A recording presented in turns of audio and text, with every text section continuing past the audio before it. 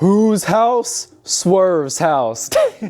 Sorry, I could not contain my excitement for that because Swerve Strickland is back in AEW. We have some new champions to talk about. Super excited to go over this with you guys. This is my regular show, Casual Wrestling R&R. The R&R does not stand for rest and relaxation. The R&R stands for reactions and reviews. So, without any further ado, no, I'm just kidding. No more Kenny Omega glazing. Anyway,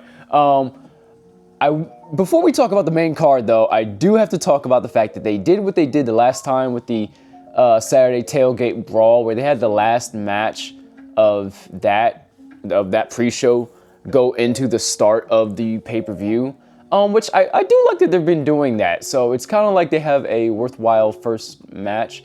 So the main card was 10 matches, but it's kind of like you get an extra 10th.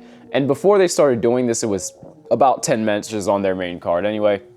So hey, you don't have guys like Mascara Dorada, Mystico, they love some Mystico, and Konosuke Takeshita and Kazuchikaokada being left off the main card. They get to start the show. So I think that's pretty cool how they've been doing that. It gets you leaning in if you haven't bought the pay-per-view yet. But that was a great match, not part of the main card, so I'm not going to talk too much about it. I do want to mention how I love the fact that this is building up the, Okada versus Takeshita. I gotta say, I am ready for this to blow off. And maybe it'll blow off in the Continental Classic that's starting next week, or this week as I'm recording.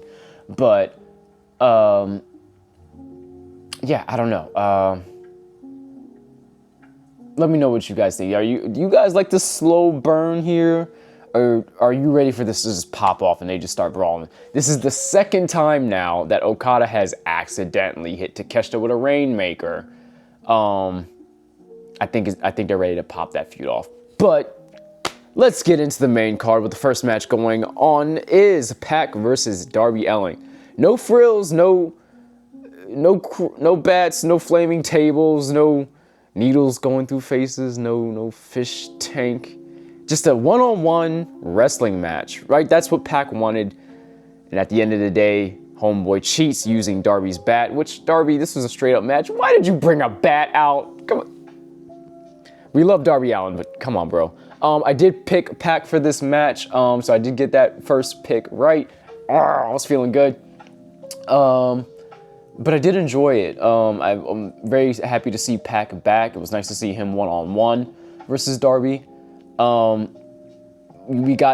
We still got crazy Darby Allin moves, despite this not being no DQ or any, type of match like that. There was one of my favorite moments of the match where, and I'm so concerned for this guy's back, but he sits Pac down in a chair and jumps from the corner of the ring to the outside. I certainly hope that padding is super, super secure because it just makes me nervous every time I see him.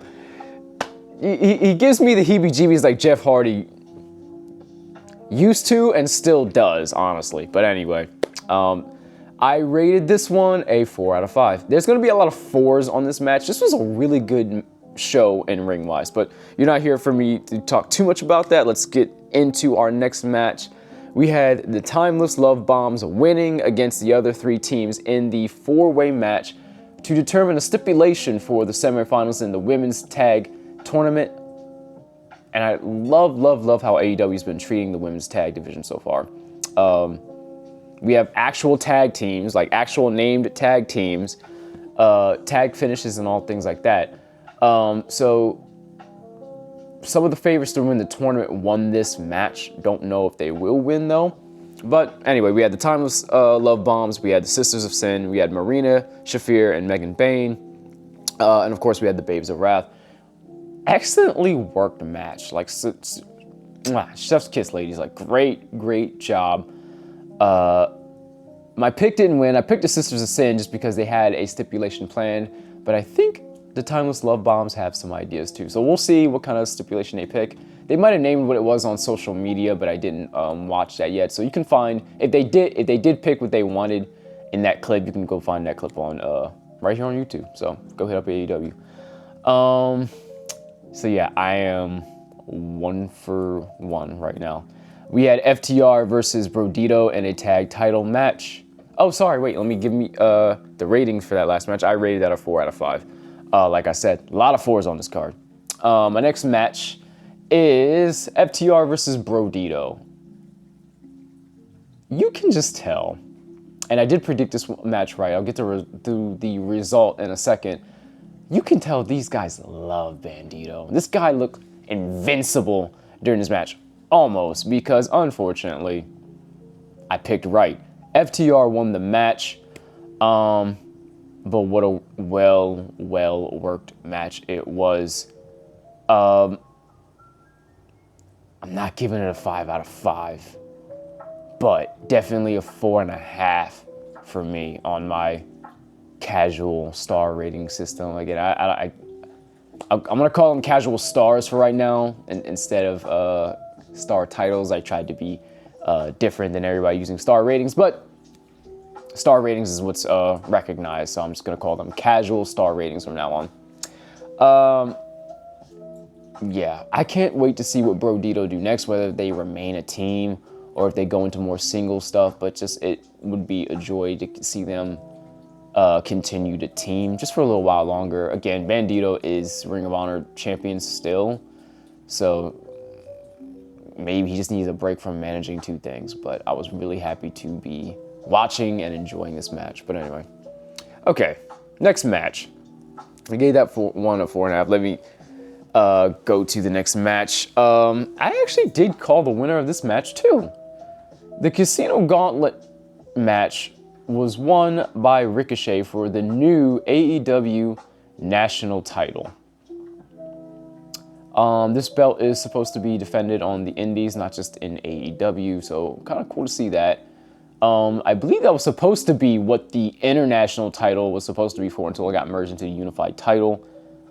It's a bit weird because I think that belt technically still exists within the unified title thing. Again, you can say there might be too many belts in AEW. I kind of disagree if that belt stays merged and it's kind of like a secondary world title. I don't know. We'll see what they do with that. I don't know. I know we all have feelings about the too many belts thing in AEW and WWE, but as long as, my rule is, as long as they're utilized and utilized well, I personally don't care. But let's talk about the match. We had the Hurt Syndicate, almost called them the Hurt Business. Starting off the match, we had Bobby Lashley and Shelton Benjamin starting off the match, and it was a nice little start. We had a good little singles wrestling match at first until number 3 comes out. Aha! Ricochet comes out. And of course, he's got the Demand with him. There's no rules against outside interference, unfortunately, because I don't get how, well, no, I get how it's no DQ, but still, like, come on. These guys probably could have just been in the match. So that's, I don't know, that kind of loses a bit of a point for me on this. They literally just could have been entrants in the match. They beat up the Hurt Syndicate a bunch. There's a lot of other notable moments in this match as well. Orange Cassidy comes out and gives, Ricochet the ball treatment on the outside when he comes out. Just hilarious. Ultimately, though, while we're talking so much about Ricochet, he hits Spirit Gun to win the title. And despite the hate this man gets, I personally have always liked him. I've liked him since he was in WWE NXT. I liked him on the main roster until he got... Anyway, I'm not going to say buried. I'm just going to say underused. But I'm a Ricochet fan, and I like the dude. He works super well. He's a great athlete. And he's made me believe in his heel character. So it will be a joy to see him in CMLL, in New Japan, MLW. Other places that are in need of some shine, and so I'll be happy to see that belt in there. Let me know what you guys think about the new belt design. I know there's thoughts on it. I've seen mostly good opinions, but of course it's looking a lot like old titles of the past. We'll see. I rated it a 3 out of 5 though, just because I don't, the demand just not being actually a part of the match. And there was something else that I kind of didn't like. Oh,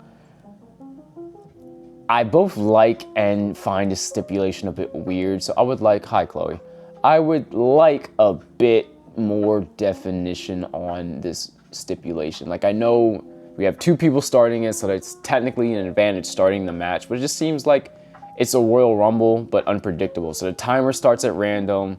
I kind of still don't like that. And we don't know how many participants are allowed in the match.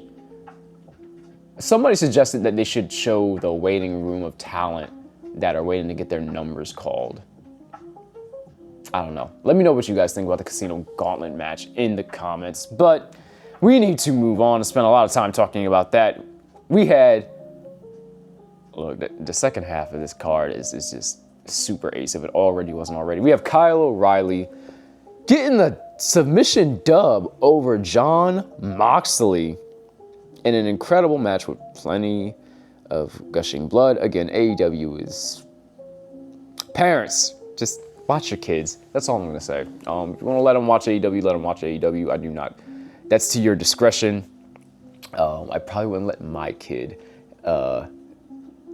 if and when I have one, I probably wouldn't let them watch AEW. Maybe WWE, but not AEW. Anyway, yeah.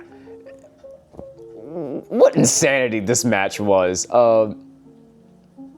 Some people thought this should have been a submission match. I think they did good with it being what it was. So this was a no-holds-barred match.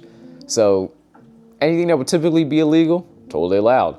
You want to stick a fork all over somebody's head and through their chest?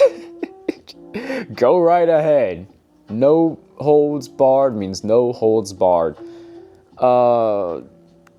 Yeah, AEW likes blood. I rated this on my personal scale because this when I give a half, it means I have some goodwill besides the base score. I liked this match because the underdog won. Kyle was not like, oh, we're gonna get. Yeah, some people saw Kyle winning, of course, but before, what was he doing? You know, like, what was he doing? Him and Roderick, you know, without Adam Cole is, you know, typically speaking, not as interesting as they are with him. So, but we know they're good in ring, right? So, you know, but it takes more than being good in ring. So it was having this underdog run, having him call him out for no holds barred, and then him winning. The only thing I did not like,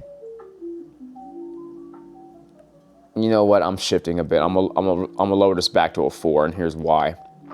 At the end of the match, there's a post-match beatdown from Jon,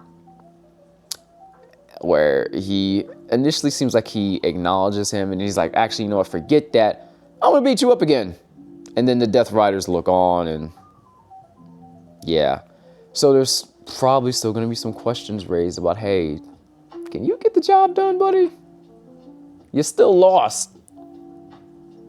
I don't know. So with that, I have another prompt for you guys in the comments. Let me know who you guys think should replace Jon Moxley if they kick him out. It's a definite possibility. And personally, I think I'm ready for Jon to be out of the Death Riders. We know they're probably going to end up keeping them together. I know some people don't like the Death Riders. I actually appreciate them as bad guys in AEW. So I think this is my personal elect. Pac won his match. Now he cheated with the bat to get the win. I think you make him the new voice and the front man of this group. Just a thought. Anyway, yeah, I'm lowering that to a 4. I had a lot of underdog, you know, and you know, showing of the grit, you know, recognition for this match. But actually, no, I think the extra beatdown kind of lowered it for me. Anyway, that's just my personal rating. Again, my ratings are, you know, easygoing ratings. But anyway, okay, 302 time. We had Mr. Redneck Kung Fu, Mr. Dem Boys, even though he's only one boy now, R.I.P. J. We had Mark Briscoe versus Kyle Fletcher in a no DQ match for the TNT title, with the extra stipulation of if he loses, he has to leave the conglomeration and join the Don Callis family, as if they already don't have enough guys. And call it Delaware bias, call it whatever. I'm going to tell you why it's not biased in a second. But I rated this one 5 out of 5. Mark Briscoe means so much to Delaware pro wrestling and pro wrestling as a whole. Seeing him win this title is just... Thank you, Tony Khan. Thank you. Again, I have my own, let's say, issues with Mark Briscoe, but I respect him as a performer. I respect him as a dude, and I respect him. Just the in-ring work going on here. Like, again, this is pretty much Extreme Rules, almost death matches, but you know, hey, look, we had tacks, we had ladders, we had tables, we had chairs. If you like it getting extreme, if you like old ECW, this is the match for you to watch. I was steadily watching this match and going, what are they going to do next? How much more can they take? How much more can they do? And they kept me wondering throughout it. It wasn't predictable at all. Yes, I picked the winner, but what can I say? They blew me out. They blew my mind out the water. Whenever you do that to me, you get a 5 out of 5. So shout out to Mark Briscoe. Shout out to Kyle Fletcher for an excellent defense, even though you did not defend the belt. We do know that he's got a slight bit of beef with Konosuke and Kazuchika. Yeah, so Takeshita and Okada. Watch out for him in the G1. Or sorry, not the G1, the Continental Classic. The G1 is in New Japan. That is already over. Good grief. Anyway, moving on. We have 3 more matches to get to. We had Josh Alexander of the Don Callis family and the Young Bucks versus Kenny Omega and Jurassic Express in an amazing trios match for the for $1 million. Anyway, I kind of like these cash matches, and actually they do add a bit of kayfabe stakes to the matches. You have the Bucks who have been tempted by the Don Callis family to join them and say, hey, look, your non-jobber entrance is back. Look at all this pyro. Look at these new tights that we've gotten you. Look at these guys that can have your back. Look at all this money, right? You guys like money, right? You don't have to be the broke Bucks anymore. We've got your back. All you have to do is join the Don Callis family. And of course, plenty of great in-ring work here. Amazing in-ring work here. And the character... Anybody who says that there's no character work or no storylines in AEW is simply being disingenuous. And I say that as a casual, again, not a casual fan, a casual, relaxed fan. Just because there are stories here. So, Josh Alexander and the Bucks win, and they win the cash. Don comes out, and he comes with the Don Callis family. And they continue to beat up Kenny. They try to break his leg and ankle, right? Don is just leading the Bucks out like, hey, we got the money. Let's just go spend this. Let's go spend this. And you see that the Bucks don't simply care about the money. At the end of this, with the build-up that we've been showing, is they do care about Kenny Omega. That is their elite bro. That is their friend. That is their, well, in real life, fellow EVP, even though in kayfabe, you know, not an EVP anymore. Or sorry, they're not EVPs anymore. They couldn't take watching him get beat down. They put down the money. They left it to Don, and they rushed and fended off the Don Callis family and hugged it out with Kenny and made it right. And in a world that's all about heel turns, heel turn this, heel turn that, heel turn this, heel turn that, I love seeing a great babyface turn. The Young Bucks are babyfaces. The Elite, seemingly, is back. And I'm excited for that. So let's see what happens next. But I rated the match 4.5 out of 5. I can't give this a 5 out of 5. There was the messy looking Nick Jackson botch. I know we don't like that word in the business, but it looked like either he jumped too early, or it's probably more so on Luchasaurus, who was out of place, and he looked like he had a really bad fall afterward, straight on the outside of the ring. He seems to be okay though, and I did not hear any injury reports today, so I think Nick is fine. But excellent work outside of that. That was great. I love both tag teams involved in this match. Josh Alexander is a cool dude. I just wish he didn't wear the wrestling muffs on his ears. He looks so much cooler without that. And I'm glad to see him getting some highlight in the Don Callis family, because that group is stacked already. Anyway, let's move on though. We have a couple more matches. Chris Statlander. I like what she has been doing as far as saying Mercedes-Mone is not focused. Mercedes-Mone is just about getting these belts because she knows she is lacking something. She has 13 title belts right now. So Miss Ultimo Monet, first of all, just quality of match, excellent. Very, very good match. And a good working story with, Chris having to deliver offense with a, arm that's been worked on. Really, really cool match. Didn't super blow me out of the water, but I really did enjoy it, and it was a great match. I rated this 4 out of 5 because they deserve it, and they are awesome. Extra shout out to, we had Mercedes Moné having the, gentlemen, including Tommy Invincible. Shout out to you, my friend. But having the guys, hold up all of her titles. But also, we had this super cool, galactic entrance where it looked like Chris Statlander crashed from space. She has the whole out of this world, alien gimmick going on, and I like that, and I hope we do this entrance again, the way how they showed the rocket ship crashing down. So yeah, extra points there. That was very, very cool. Last but not least, we had another bloody affair with Samoa Joe shockingly taking the AEW the women's title was last match. No, Chris Statlander retained that. No, Samoa Joe got the men's AEW world title from Adam Page, and a bit of a shocker. Kind of was a shocker to some people on the internet. I think it might have been Denise Salcedo who might have predicted and said, like, what if it was Joe? And I think it was either one of the people I watch on YouTube, a fellow YouTuber, or it was somebody on the show that kind of gave this away. First of all, I didn't pick Joe to win.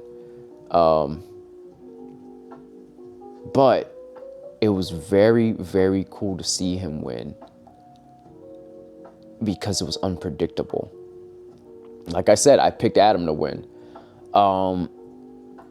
This was a good steel cage match. Again, I'm not blown out of the water.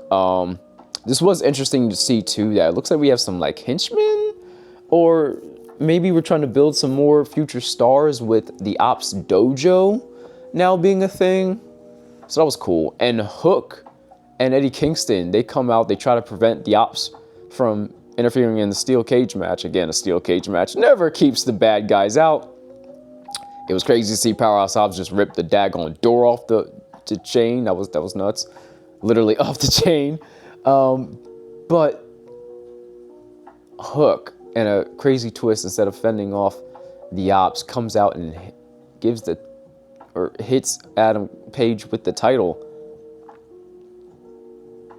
Turns back heel and rejoins the Ops. We thought he was gone from the Ops.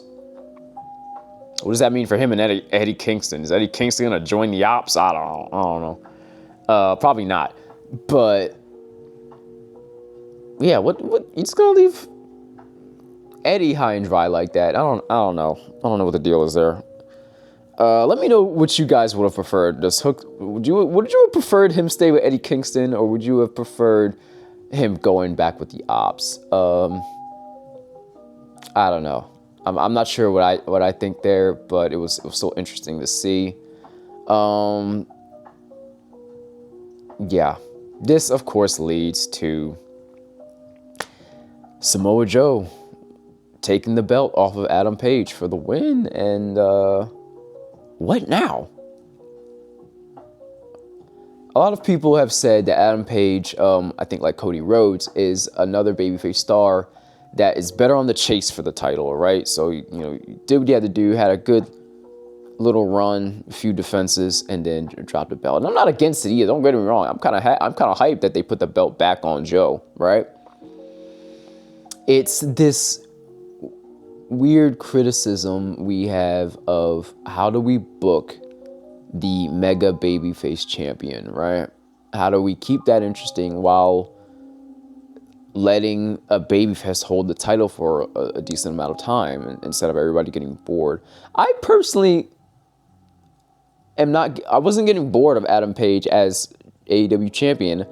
Same way I'm not bored of Cody Rhodes as WWE champion. I just think they need to build up guys to face the man.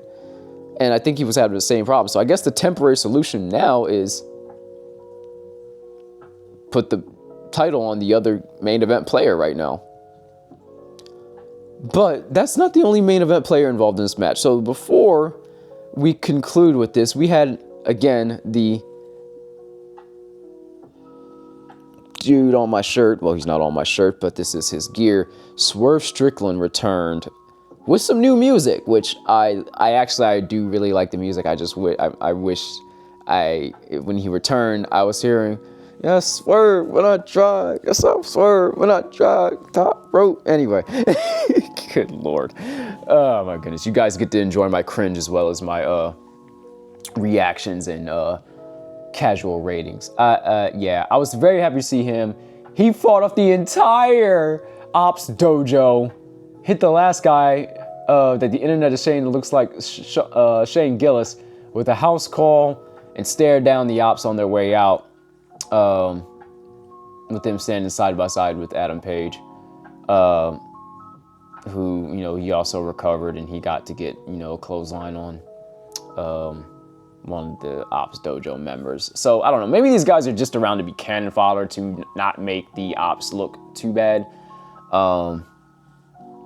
Yeah, I don't know. We might need to put another babyface faction in place to deal with these guys, as well as like the Death Riders. But anyway, guys, let me know what you thought about this pay-per-view in the comments section. Let me know what your ratings are.